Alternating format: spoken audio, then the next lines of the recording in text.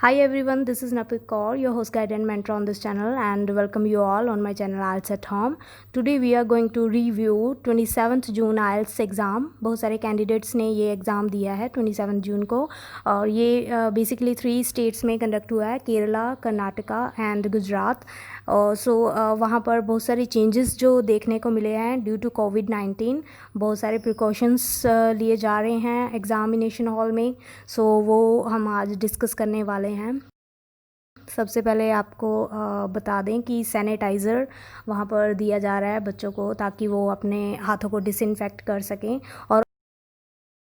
और ऑल्सो पहले जो सिक्योरिटी चेक होता था वो तो हो ही रहा है, लेकिन उसके साथ आपका टेम्परेचर चेक भी हो रहा है.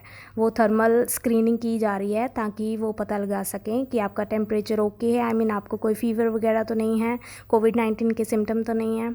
तो अगर आपका टेम्परेचर सही है देन आप एग्ज़ामिनेशन हॉल में जा सकते हैं. इसमें बहुत ज़्यादा टाइम लिया जा रहा है. पहले जो एग्ज़ाम 1 o'clock पर स्टार्ट हो जाता था, अभी 2 o'clock भी हो रहे हैं. एग्ज़ाम लेट भी स्टार्ट हो रहा है. इवन जो स्पीकिंग देने गए थे बच्चे, वहाँ पर वेटिंग हॉल में भी आप देख सकते हैं कि वहाँ पर भी सीटिंग का डिस्टेंस रखा गया है स्टूडेंट्स और कैंडिडेट के बीच. एग्ज़ामिनेशन हॉल में भी ये चीज़ देखने को मिली, जो डिस्टेंस है उनके बैठने का वो बढ़ा दिया गया है. ये सारी चीज़ें आगे भी देखने को मिल सकती हैं बिकॉज ऑफ कोविड-19. जब आप एग्ज़ाम देने जाएंगे तो आप देख सकते हैं जो एग्ज़ामिनर हैं उन्होंने भी मास्क वियर किया है, और कहीं जगह तो प्रोटेक्टिव शील्ड, जो फेस शील्ड होती है, वो भी लगाई हुई है. और ये सबसे इम्पॉर्टेंट है, मैं दोबारा कहना चाहती हूँ, ये सबसे इम्पॉर्टेंट है टू वियर अ मास्क.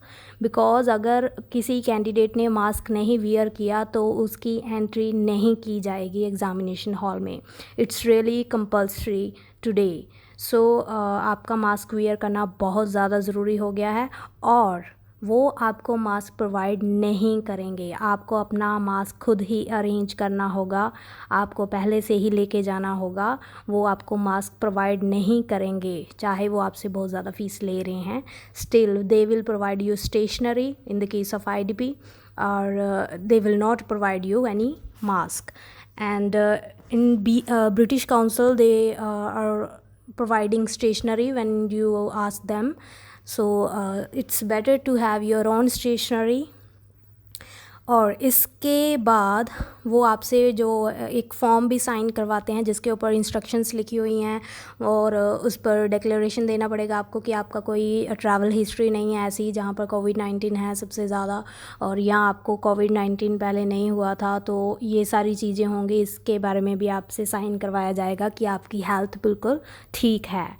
और सबसे बड़ी बात ये भी पूछा जा रहा है कि आपके फ़ोन में आरोग्य सेतु ऐप है या नहीं, क्योंकि ये भी ऐप आपके फ़ोन में होना बहुत ज़रूरी है. और मे भी अगर पंजाब में होंगे ये एग्ज़ाम, तो यहाँ पर पंजाब में कोवा ऐप बहुत कंपल्सरी है. तो शायद आपको एग्ज़ामिनेशन हॉल में एंट्री करने से पहले आपका चेक किया जा सकता है कि आपके फ़ोन में कोवा ऐप है या नहीं. तो it's better to install these apps, Aarogya Setu app and कोवा app, because it's really very important and also compulsory to enter in the examination hall. So you must have these app in your phone. अब पहले की तरह लंबी लंबी लाइनें नहीं लग रही. 7-7, 10-10 बच्चों का बैच अंदर भेजा जा रहा है, उसकी चेकिंग करके सोशल डिस्टेंसिंग का पूरा ध्यान रखा जा रहा है. चाहे एग्ज़ाम लेट स्टार्ट हो, लेकिन पूरी चेकिंग के बाद ही आपको अंदर भेजा जाएगा. और अब हम डिस्कस करते हैं जो एग्ज़ाम में कुछ चेंजेस आए हैं, वो हैं स्पीकिंग के एग्ज़ाम में. तो बहुत सारे बच्चों का कहना है कि जो स्पीकिंग का एग्ज़ाम है, जो पहले 8 से 14 मिनट तक कंडक्ट किया जाता था, उसका टाइमिंग कम हो चुका है. आई मीन एग्ज़ामिनर जल्दी जल्दी से आपसे क्वेश्चन पूछ रहे हैं. आपका जो मेन क्यू कार्ड 2 मिनट का होता था, वो बहुत सारे केसेस में 1 मिनट और इवन 50 मिनट का भी पूछा गया है. उससे ज़्यादा वो नहीं सुन रहे. और इवन जो इंट्रोडक्टरी पार्ट है उसमें भी 3-3 क्वेश्चन, और फॉलोअप में भी 3-3 क्वेश्चन पूछे जा रहे हैं. इट मीन्स आपका जो स्पीकिंग का जो टाइमिंग है, जो पहले बहुत ज़्यादा डिटेल क्वेश्चनिंग की जाती थी, वो इस ड्यू टू कोविड-19 अभी कुछ ये चीज़ें कम हो चुकी हैं. तो मे बी यहाँ पर कुछ रिलीफ मिल सकता है स्टूडेंट्स को. This is the main change in the speaking exam. So ये सारे चेंजेस मेनली कोविड-19 के कारण हुए हैं, तो ये चेंजेस आपको आगे भी देखने को मिल सकते हैं।